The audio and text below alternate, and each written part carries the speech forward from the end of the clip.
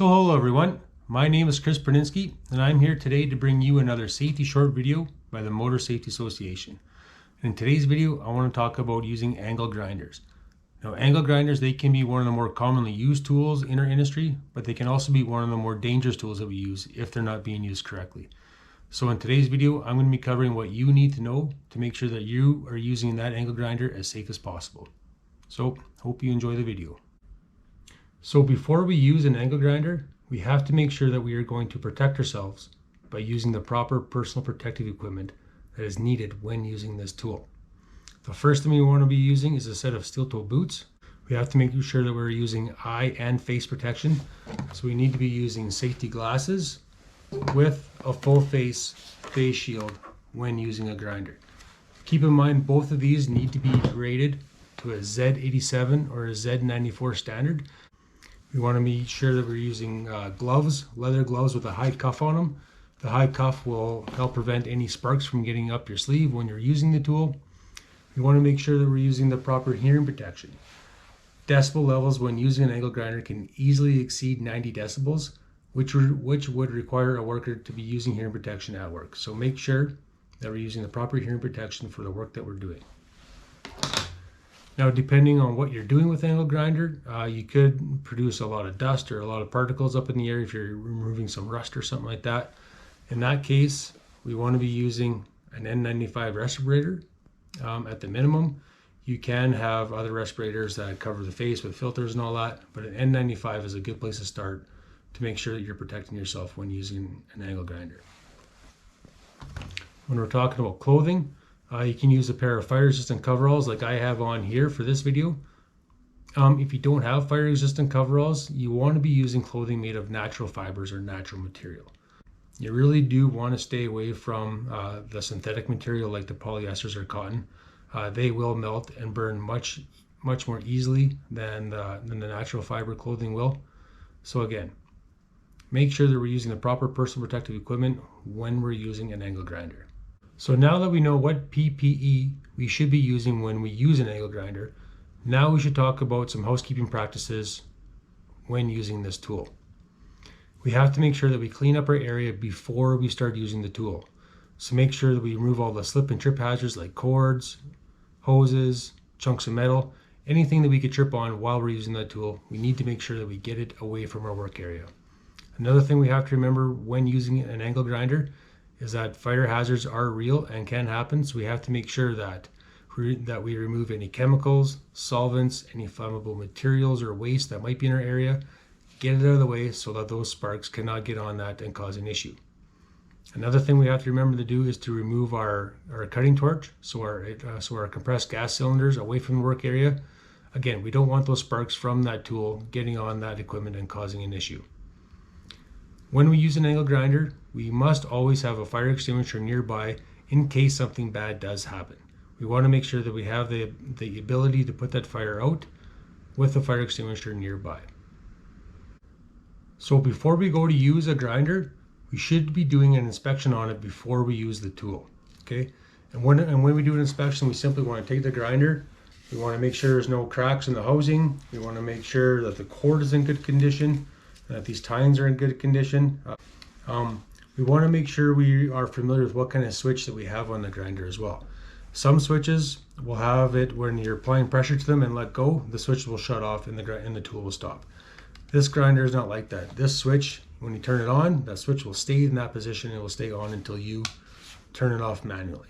So again, very important that you familiarize yourself with the type of switch that is on the grinder. Another thing we want to make sure is the handle is on it. This grinder is meant to be used with two hands. So if this handle is not on the grinder, this grinder should not be used. There's a spot on the other side of the grinder for the handle to thread in over here. This is handy in case you need to get the grinder into a spot where this handle is in the way. You can simply move it to the other side. We have a guard on the grinder. Now this guard is very important. This guard must be on the grinder when it's in use. Often we see these guards be removed. We don't want to see that. Okay. Keep in mind these guards are also adjustable. Just screw this little nut off here, and this will be able to turn in any position that you need it to depending on what job you're doing. And when you're done adjusting this, make sure we tighten that nut back up so this guard can't move in any direction. And also too, when we're talking about guards, there are different sizes of wheels out there to be used with angle grinders, so make sure that we're using the proper size guard with the proper size wheel. And the last thing I got to show you with the grinder are the nut and bushing system. So you can see here with this nut's got two sides to it. This side here's got a little bit of a ridge to it, and this side's completely flat.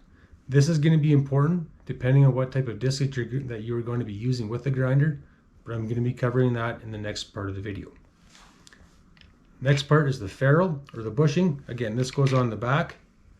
This clicks in place. As soon as it clicks in place like that, you know it's in the right spot. And then we can put our nut back on, and this grinder is ready to be used. So now that we talked about how to do an inspection on the grinder, now I want to talk about how to do a quick inspection on the types of grinding discs that you're going to be using with that grinder. The first thing we have to make sure of is that the disc that we're going to be using is going to be compatible with the grinder that we're using. The first thing I look for is to make sure that the RPMs of the disc exceed the RPMs of the grinder. This is very important. So what I want to show you here now, I have three different discs. I have my grinding disc, my dual purpose disc, and my cutting disc. And you will see right up in the corner here, you will see that this disc is rated for 13,280 RPM, and it is a metal cutoff disc. We'll go over to the dual one. Again, here you can see the rating is the same, 13,280, but here it will say it's a dual, double, or metal cutting and grinding.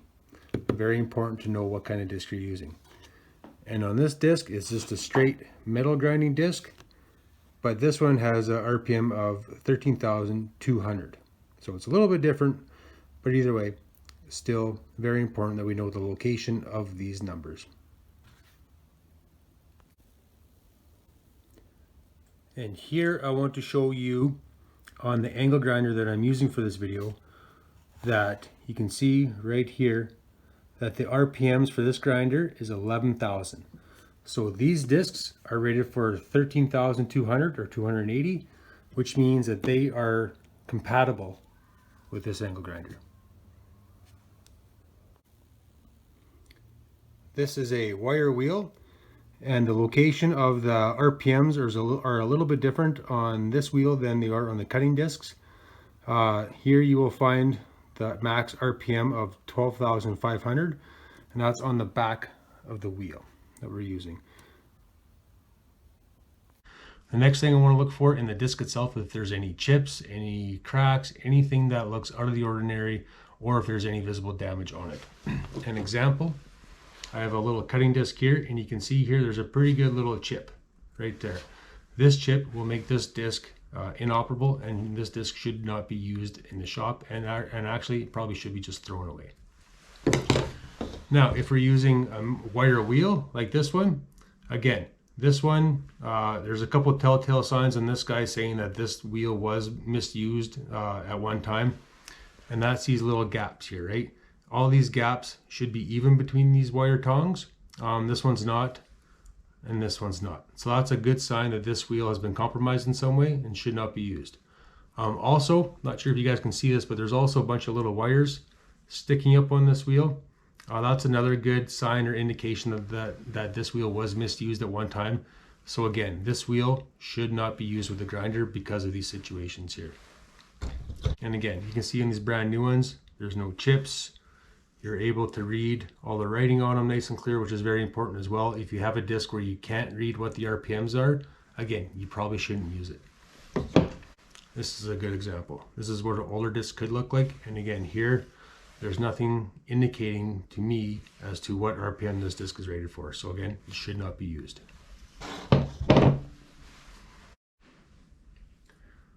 So now that we just did a little inspection of the discs that we're going to be using, now we're going to show you how to install them properly. First thing we're going to do is make sure that we select the right type of disc for the type of work that you're going to be doing. Some discs are meant for aluminum grinding only, some discs are meant for steel grinding only. Some discs like this one are meant for cutting operations. You should not be grinding with a disc like this. They are meant just for cutting. A wheel like this guy, this is actually a dual purpose wheel.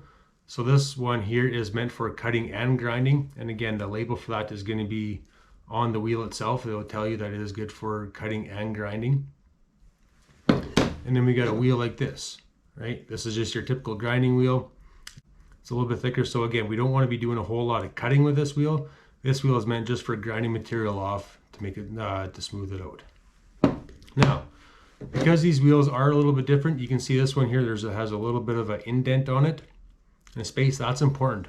That's going to be important in which way this nut goes on that wheel. So for a regular grinding wheel like this, with that indentation on there, what we want to do is we want to put it on the grinder with the ferrule in behind the grinder. Here you can see the ferrule's on there. So we want to make sure the grinder goes on top of the wheel and it's sitting on like that. So this nut, I showed you before, there is that little lip that's on top of it. That lip on a grinding wheel like this has to go downwards. So it has to point down. So the flat part of the nut is facing up.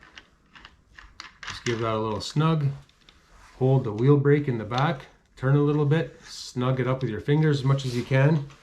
And then what I did with my grinder cord is I put my wrench for my disc.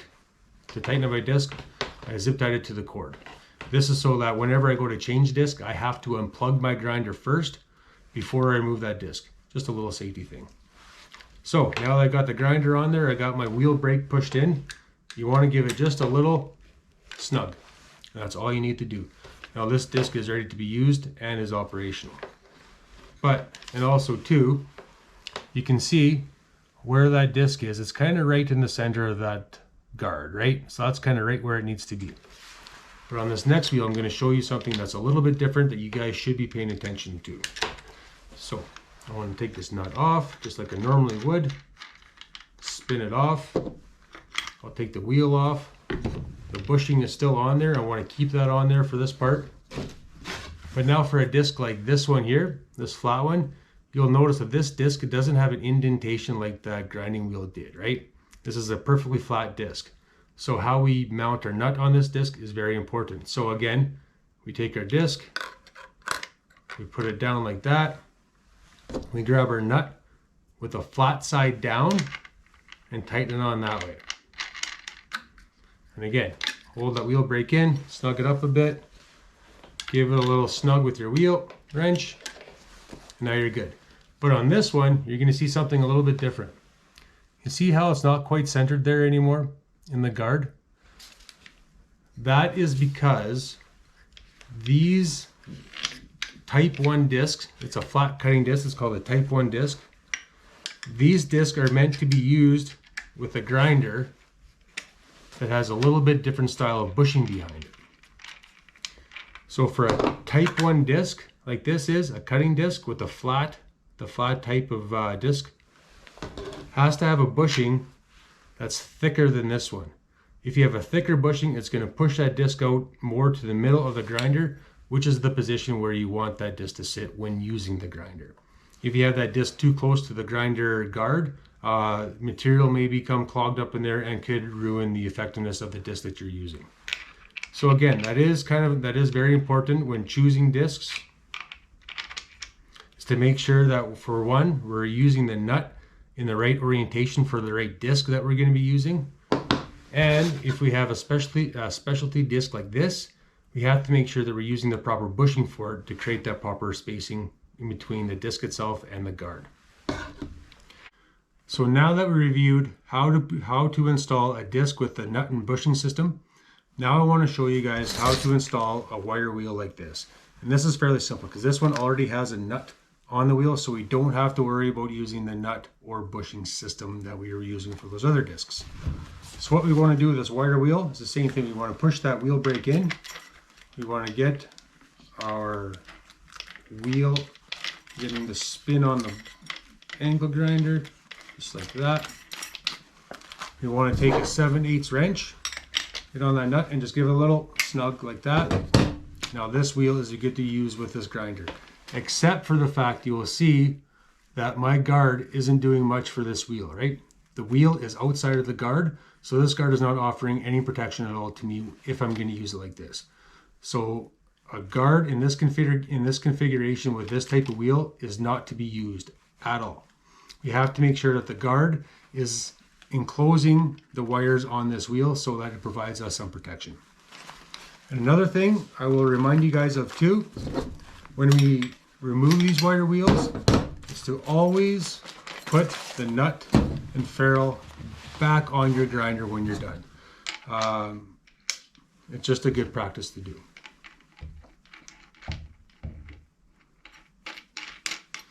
Just like that. And now this is ready to be used by the next person who needs this tool. So that's it for today's video on angle grinders. I want to thank everybody who took a little bit of time out of your day to make sure that you watch this video. If anybody has any questions after watching the video about using an angle grinder and how to use it safely, by all means reach out to the Motor Safety Association and talk to one of the advisors, and we will be more than happy to help in any way that we can. So again, thank you very much for watching the video, and we hope to see you soon.